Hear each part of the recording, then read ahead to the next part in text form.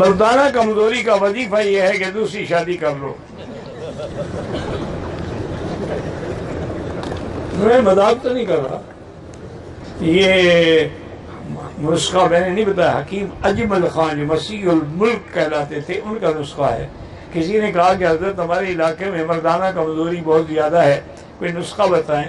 فرمایا کہ زیادہ سے زیادہ شادیاں کرو, کثرت سے جماع کرو. انہوں نے کہا دیکھا نہیں ہے کہ لوہار کا ہاتھ مضبوط ہوتا ہے اور فلسفی کا دماغ مضبوط ہوتا ہے. چونکہ وہ ہاتھ کو زیادہ استعمال کرتا ہے طاقت آ جاتی ہے. فلسفی دماغ زیادہ استعمال کرتا ہے, دماغ کو تم جس چیز کو زیادہ استعمال کرو گے تو طاقت آئے گی. یہ تو اجمل خان مرحوم کا نسخہ ہے. مردانہ کمزوری کے لیے کسی حکیم کے پاس جاؤ. پہلے میں نے ایک آدمی کو بتایا تھا, وہ مجھے ابھی تک بیچارہ خط لکھتا ہے, پریشان کرتا ہے. وہ مجھے ملا بیچارہ, اللہ عالم 4-5 سال پہلے کی بات ہے. وہ کہنے لگا کہ جی میرے ایسے حالات ہیں, اب میں کیا کروں, مجھے خطرہ ہے میری بیوی کہیں گناہ نہ کرے. میں بھی اس کی باتوں میں آ گیا.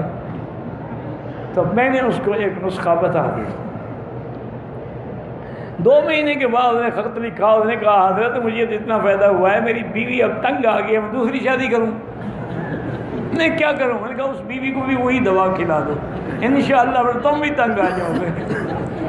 تو بیٹے اللہ کو پتہ, میرے دماغ میں سب کوئی نسخہ تھا, کسی حکیم نے بتایا ہوگا. ہمارے پاس تو ہر قسم کے لوگ آتے ہیں نا. اب یہ تھوڑا ہے کہ ہم حکیم ہیں یا جانتے ہیں. بہرحال یہ ہے کہ بزرگوں نے یہی لکھا ہے کہ گناہوں کو چھوڑ دو. یہ کمزوری جو ہے نا تمہیں, اس کا سبب گناہ ہے. جس نے جوانی میں گناہ کیے ہیں, اغلام کیا ہے, غلط عورتوں سے تعلق رکھا ہے, ہاتھوں کو استعمال کیا ہے, کمزور تو ہونا ہے. اور کیا ہونا ہے اسے؟ یہ ہماری گناہ ہوں گے. سب سے پہلے گناہ چھوڑ دو.